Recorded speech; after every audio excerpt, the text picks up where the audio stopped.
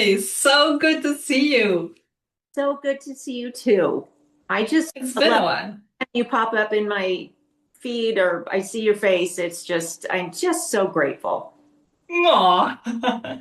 You did it. You did it, Lisa. You have to thank yourself every day in the mirror. I do. I'm working on that for sure, but it's true. It's been a long journey. Yeah.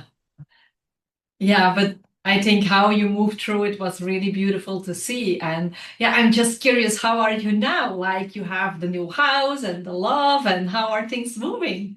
It's so good. It just almost doesn't make sense. I wake up in this beautiful home that just is so me and it's just beautiful. I cooked dinner for my family this weekend and my grandson was here and it just felt so perfect. It just my heart is Oh, I just feel like all the stuff that I just sort of processed and I realized that other people are still sort of processing, they're on their own journey, they're not where I'm at, oh. but I mean in my family those that went Yeah. through this divorce, but I just feel like I am on firm ground. I'm still working on what I want in my life and what I don't. I'm still healing. It's not like you just wake up and go, well, it's all Mhm. over. But God, I'm in Yeah. such a good place. I am so Aw. happy. And I can't tell you how many people have noticed that Mhm. just like I just have this glow. It's like my mojo is back. It's like all those layers that got peeled off through this whole process that literally is trial by fire. Um, it was worth it. But I know that, when I see the women in your group who are just coming in and I can feel all of those feelings again that, Mhm. just such hard Mhm. work and you try to talk yourself out of it. Like, is this the right thing? This is really hard. I'm hurting people. What should I do? It's just like, oh boy, it's the hardest thing I've ever done. Hardest thing. Yeah, probably, yeah. Yeah, and you went through a lot of emotions too, like the anger and that you had to give him your money and all those things, like the kids, you really had everything. So, yeah, but I'm very grateful that you're here today. I think your story was so beautiful because I know where you were. I know the angriness you felt and how difficult you made it.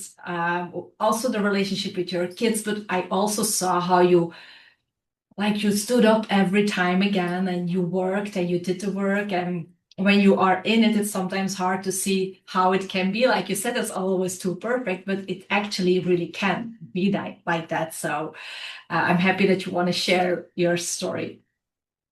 Or devout followers that, you were just such I'm just, this whole experience has been like the right people have showed up at the right time. So you were one of them. That I am generally not someone that like just hits on something in the internet. It just, there was something about you, something about your story that was just so compelling. I just felt drawn to it. And I was just so lost when you found me. Mhm. And so, Mhm. I'm just, I think I am one of the many women that find you and need your framework, need your expertise, need your lived experience to help guide us. So I am an Isabel follower. I am in. Oh, you make me blush. Mm. So, well, so let's get started then. So, welcome, Lisa. Thank you so much for being here. We just had a quick talk about the process you've been through and how beautiful it was.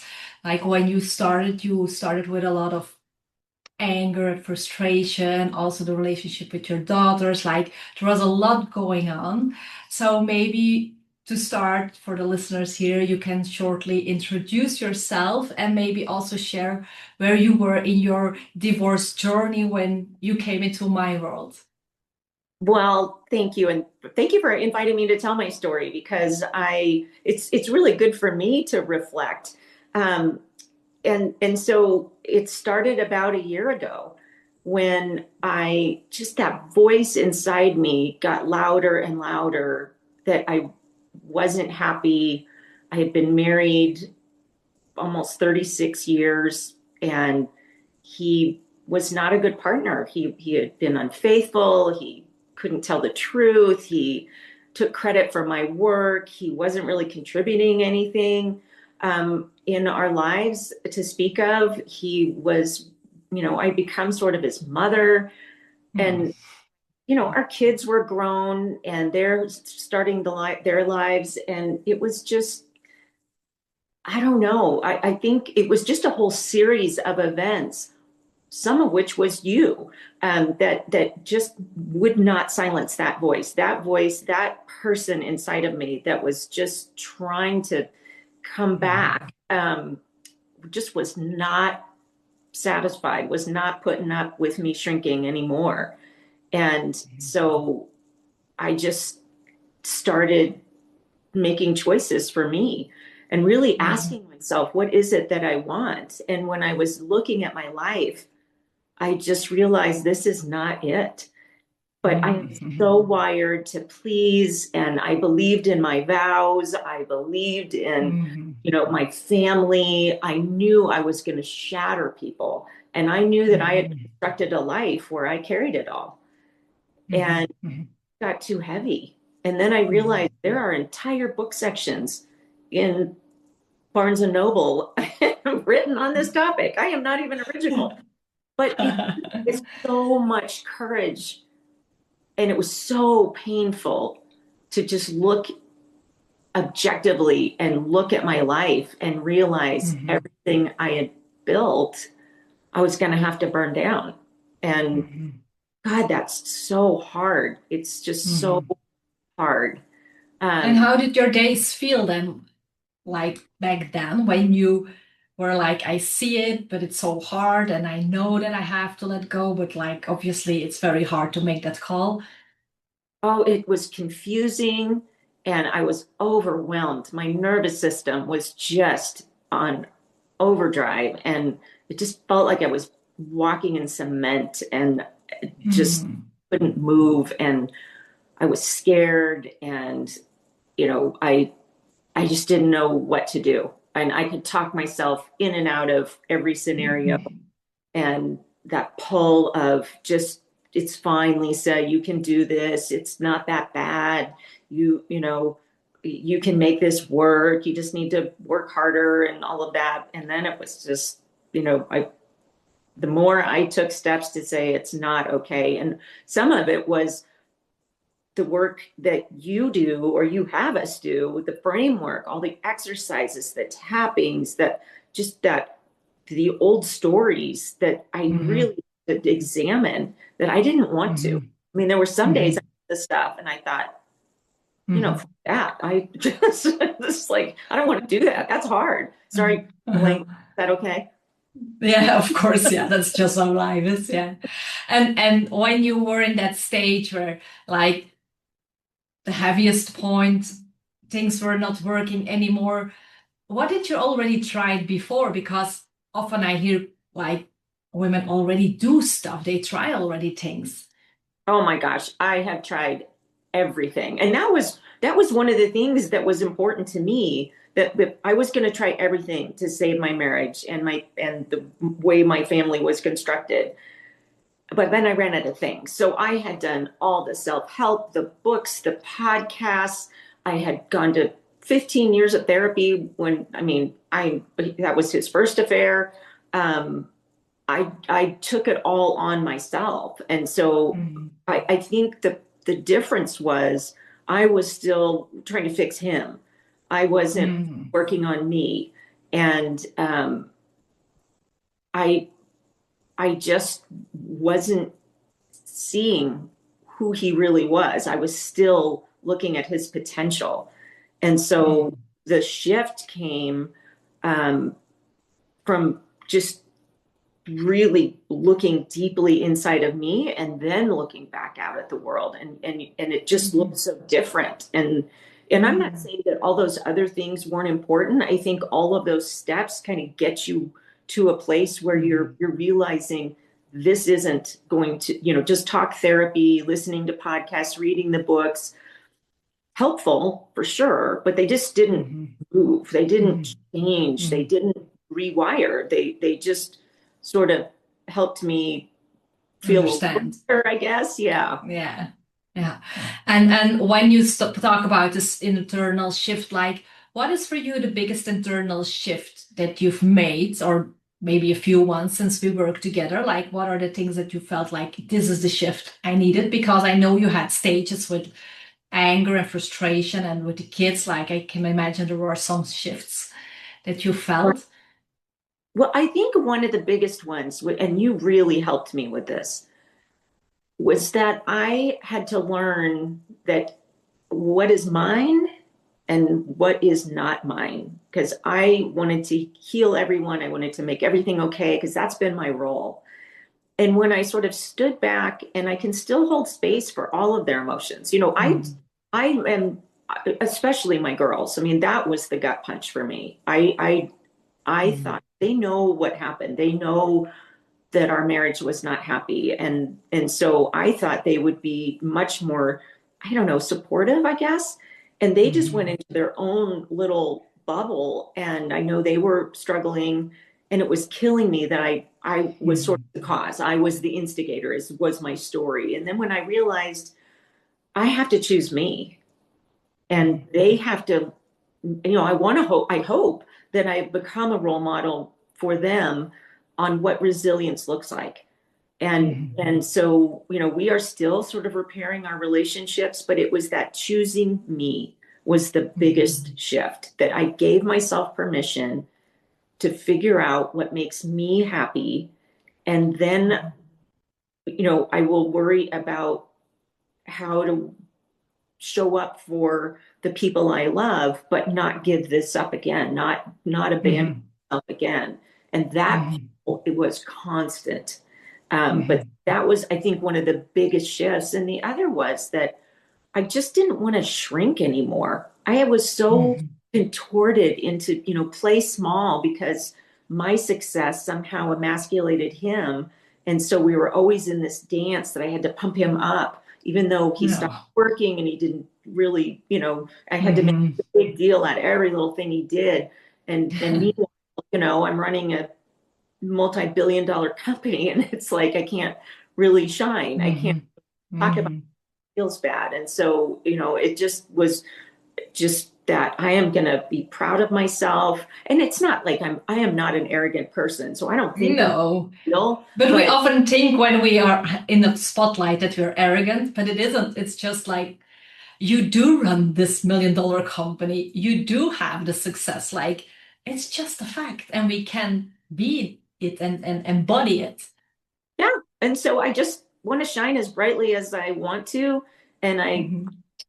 want, people to enjoy being around me, and I want to, make a difference in this world, and I want to feel good about it, and I don't want to have to Mhm. drag along somebody's unhealed junk anymore. and Mhm. and so I'm just, it's that layer by layer, just sort of peeling off all those identities that I Mhm. either created or I tried to be for other people. And I'm also realizing that I need to accept who other people are too. I've got to stop Mhm. with the projection of what I need them to be, and be more accepting of, okay, this is who they Mhm. are. So the other thing too is that you mentioned it, the standing up for myself. I had to go Mhm. through restraining orders and security systems, and he just got so crazy that it was terrible. Mhm. And I still will never understand that, after you spend your life with somebody, and you Mhm. raise children together, and then to just become this angry, vicious person. It's just like, ew, boy. Mhm. That was Mhm. really scary. I mean, there were nights where I put chairs, under the doorknobs in my apartment. Oh. I had Mhm. alerts out, both at my company, Mhm. at my apartment building, to make sure that he couldn't get close to me, because I was Mhm. actually afraid. And Mhm. that was, I was just, I still can't believe that when that Mhm. happened. But it's important that you do take those precautions because you've got to make sure that you're safe while you go through this. And Mhm. I just kept Yeah, and thinking, I think that's the biggest thing. Like what I hear and what I also notice in the story is like finally, like almost giving birth to yourself, like finally claiming your existence. And it was in I matter too. Like you still hold everyone, you will still be there, but I am here also for me. So choosing yourself, not from a selfish way, like haha, and all the rest, fuck you, but more like, no, wait, I have a place at the table too, and I want to make sure I am okay, and I will also look after you, but I'm here too. And then the other part of it was like, okay, I will not hide myself anymore because I do exist and I can shine. And look, I am doing great things in life. And then the third part of the existence is like, and now I'm also going to protect myself. Like, I will take care, I will stand up. I'm not letting fear run the show or like, you can be above me. No, I'm here and I have a spine and I'm using it. Like, it's like the three phases of you almost really, yeah, coming to life in a different way. well, and it's really that reclaiming your power. I had Mm. just so given it away. And Yeah. when I pulled it back and used it for me, I remember having this moment, and I know my language, I'm just salty that way, but I remember sitting in a meeting with one of my colleagues who's this amazing woman, and things were getting really ugly in the divorce process. And he was just doing all kinds of crazy things. And so I had just something happened that day just inside me where I said, that is enough. And Mhm. so I looked at my friend and I said, this motherfucker is about ready to find out why I'm the motherfucking CEO of this motherfucking company. Mhm. And it was Yeah. boom. And Bam. but I acted with integrity. I Uh-huh. he did very well in this. He's going to Mhm. be he's a has all he will ever need as far as Mhm. resources. Now, whether he uses them well or not, I don't know. But I took care of things and I was Yeah. fair. I acted with integrity. Mhm. I still have my Mhm. back, and so Yeah. I didn't react to. I just stopped No. reacting and just Mhm. not engage. And Yeah. No more energy, like energy towards yourself now. yes, and I remember some of the, conversations you and I had where I was just so raging. And I realized that was an important part of the process too, because there was Mhm. so much stuff that I suppressed for years. Mhm. And, I'm 60 years old. I didn't think I was going to be single and, you know, have go through this. And in fact, he said that too. I thought you would just stick it out. You know, Oh. you're a 60-year-old grandma. What are you going Oh to do? my God, that's just to punch him in the face. I know. Yeah, right. So and when you look like yeah, you just see your day-to-day life and you say like I'm reclaiming me, I almost give birth to myself, I exist, I take up space. How do you notice this in like your day-to-day life, in your work, in your new relationship? Like how do you notice it that it's different? Well, I have this additional space in my brain, in my soul. Like I'm letting joy in. And so it is Mm, like I don't feel guilty about it. I don't brace for how it's going to be taken away. I just feel like I am just showing up and mm, and I am just fully present in my life. I notice, the smallest things that are just beautiful. And, this mm, house is one of them. I don't know what about this house. This house changed everything, honestly. There was mhm. I remember. in my energy. The minute I saw this house, it was like, there it is. This is your house. And Mhm. everything just happened so fast. And now I'm in it and I'm, decorating it and my neighbors are amazing. The neighborhood is amazing. And then Yeah, I remember we had a call, I think the day before you were going to look at the house and that you said like this place, I think an apartment, it's not mine and I don't feel like it. And like the next step was like, okay, now you have to find your own place. And the house was there and it was immediately a fit. Like it was, yeah, it Like was like a soul connection or it something. was. I've never had a Uh, place that I felt the energy that I feel uh-huh. in this house. And I think that is a shift for me too. I think that is part of my healing is that I Hmm. let it, I feel that. I Yeah. Hmm. feel it. And so this place is amazing. And then, the same thing sort of happened when I met this new wonderful man that Hmm. was just this totally random trip to Japan that I had been planning to go with my friends for a year. He called 2 weeks before we left and to reconnect with his college roommate, which is my best friend. And so at the last minute, I mean, with 2 weeks notice, he just was like, okay, I'll come. I mean, he knew I was going to come, but was still healing from his wife. He lost his wife a year ago. And so Hmm. I almost had the same feeling when I saw him Hmm. that it Hmm. was like, wow, but I wasn't looking. Hmm. I don't remember if you and I had the conversation, but I was like, I will never date again. I am not doing that. Yeah. Hell no. Uh-huh. I Yeah, and just, then a few weeks later, it's like, oh, I met someone.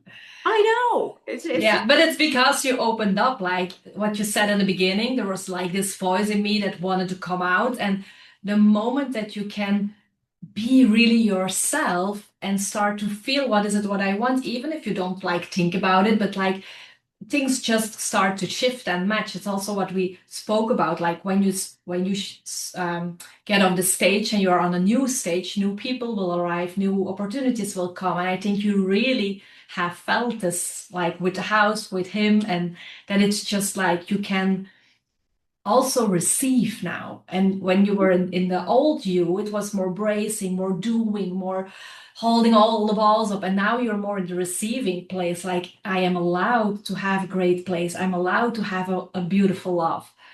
And that's a yeah, big shift, I think. it is. And I would say to every person who's in the in between, what looks like a brick wall, what looks like this mountain you just can't climb, you just take a step, you just keep moving and you just keep going. Hmm. And I get it that sometimes people are able to, their partner can match them, will make the shifts and will they meet them. um I'm not saying that, oh, the answer to everything is divorce, but I'm just so Hmm. grateful that I Hmm. did that because I could not be here if I didn't go through all of that. And it No. Hmm. hell. So it's not, I don't ever want to say, oh, now look at me, it's all great. I remember every one of those steps. I remember Hmm. sobbing uncontrollably. I remember a raging. I remember not sleeping. Hmm. I remember just being exhausted and wondering, what in the hell am I doing? Um, Hmm. but you can do it. You can make it through. You're Yeah. better than you think. And And when we sorry. I was just going to say your calm guidance. One, because you were, highly skilled, highly educated, but you also went through it. So Hmm. you have a story too. And so it wasn't, you saying, oh, just take these steps. It's like, here's what I did, and here's what helps, and here's why it helps. And so anyway, it was just, you helped put sort of guideposts in the journey. Hmm. And yeah, I just wanted to ask before you said I did everything. I did 50 years therapy and everything. Like, what do you think because of all the shifts you made? Like, what was different in this work compared with other things? Or what was for you the thing that worked the most to make those shifts? Well, I think it was a combination of things. One, you made there was something that I was just so curious about you and the way that you work. So there were things that were fun. Like I still listen to your playlist. That's my morning part of my morning routine. And so it became like almost granular, like do this, take this step. And so it wasn't like preachy or academic. It was like just take these steps. And I trusted it. I just was like, okay, well, what do I have to lose? So at the tapping, I I thought, okay, Yeah. sure, fine. But that is a game changer. I still do that. Mhm. And Mhm. it just is this calming thing that just, I can just feel my nervous system just sort of relax because it was so hyper, aware and Mhm. over in overdrive all the time that just having a tool to let it settle and having an intention when you do it so that it helps your brain sort of like get it all sorted. That was Mhm. really helpful. And then just the way that the exercises kind of especially in the order. I don't think I appreciated it at the time how they're literally you're building that foundation sort of one thing at one step at a time. And when you get to well, I don't know that it's ever the end, but when you get to this point and you get through the really hard, icky part, you see it. You kind of look back and go, oh, yeah, I couldn't have got to this point without this. But I'm telling you, there will be times where it just brings you to your knees, and it has to be that way if you're really Mhm. going to do the work. Yeah, and I think that's the beautiful thing. Why you are where you are today, you did the work. And I think that's also something that we really have to say because if you don't do it, of course, nothing changes, but you really went in, you did it, and it's pulling off the layers. And that's not always fun, and sometimes it hurts, and you have to face yourself a bit. But like when you do it, then yeah, you have a beautiful love and a beautiful life and a beautiful new home. Yes, all of that. And I I just think, there's just so many possibilities now that weren't available to me before. And I think what you said is really important that I had to face me. Like Mhm. I had to really look in the mirror and be honest with myself. And, I didn't want to be a victim anymore and Mhm. realized that I really am not a victim. I was, Mhm. I had a role in all of this. Yeah, I never saw you as a victim. I always saw the incredible power woman you are with like a fire in her soul and but somehow you learn to yeah, there was like this concrete layer on it and like it was not allowed to show it. But like when I see you today, I just see her like you are this woman and it's beautiful to see how you evolved in this. And yeah, I'm so happy also for you. How would you describe the woman you are today? How is she different with who you were like a year ago or I feel like I am very much reclaiming my power. I feel like I'm just not going to postpone joy anymore. I'm not going to wait for that thing, that job, that accomplishment, that thing I need from somebody else. I'm just going to let it all in. And I feel like I make better decisions. I feel like I'm he was my greatest life lesson, honestly. And so I see the red flags and I just I feel more empowered to say no, thank you. I feel like my boundaries are much more clear, even with my girls. And I just feel like I'm healthier in every way, in just every way. But I'm just so incredibly happy, even with some of the things that I'm still working on. Yeah, I have my ups and downs, but overall, I know I can get through them. That grit and that fire, it's in there. I just love yeah. don't have to use it every. And what do you feel is possible now that you maybe didn't feel before? Gosh, I just can do whatever I want. I just made plans to go to Italy with this new No. man, and I'm taking my girls to Portugal. And so even though I'm like Wow. work now, I'm like, you know what? I'm going to do some things. And I'm saying yes to, I have a lot more girl dates. And Mhm. so I'm making time for things that make me happy. So I feel like I'm just going to let my life sort of meander and make it an adventure and just Mhm. be open and see what's out there. So I think I Mhm. don't have to be controlled into this, shrink Yeah. down little world. It's like this big world is out there. Mhm. And so Mhm. I want to go have this wonderful adventure. And the other thing that I will say again to those that are listening, it is never too late. No. Mhm. Yeah, and it feels like when you describe this, I almost see like a river in a flow, like you're much more in your feminine, like let it go, like where you were more in the masculine. Now it's like, let's see what comes. And if I like it, I do it. And if I don't, then it's okay too. Yes, and without guilt or any negativity, it just no, thank you. Hmm. Hmm. And that shocks Yeah. people as I have been such a pleaser.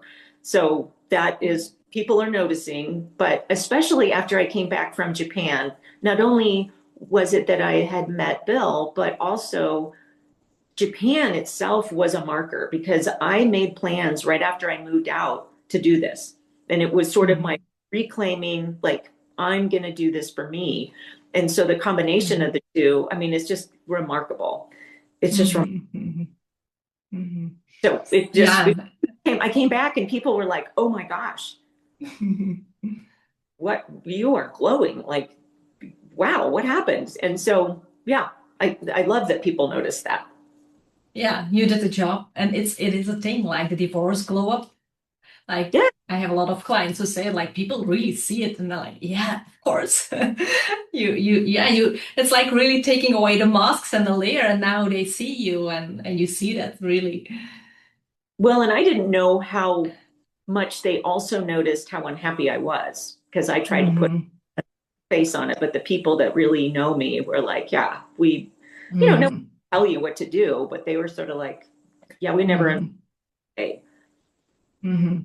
And But what would you say to women who are exactly where you were? Like they know, but they are afraid, they are struggling. Like, what would be your advice now that you've been through everything?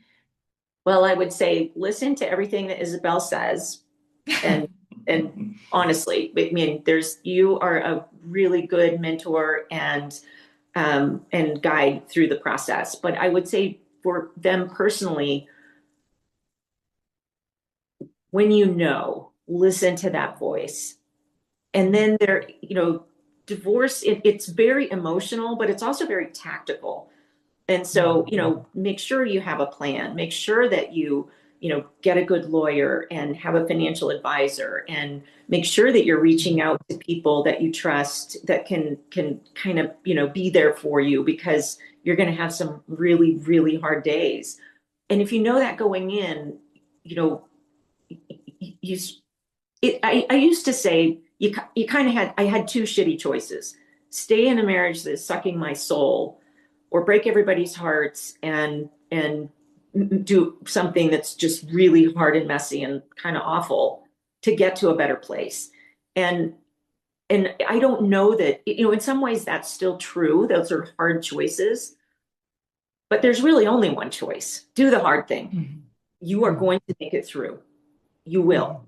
and you will get to the other side. And, Mhm. and there are resources available. Make a plan, execute the plan, take care of yourself, and then do the work.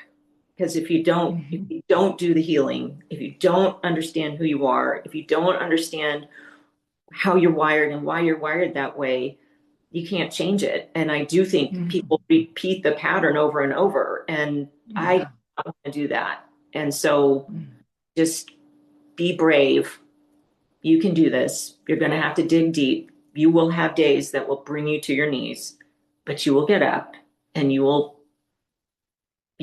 get through it and you Mhm. will put yourself there. And God, just again,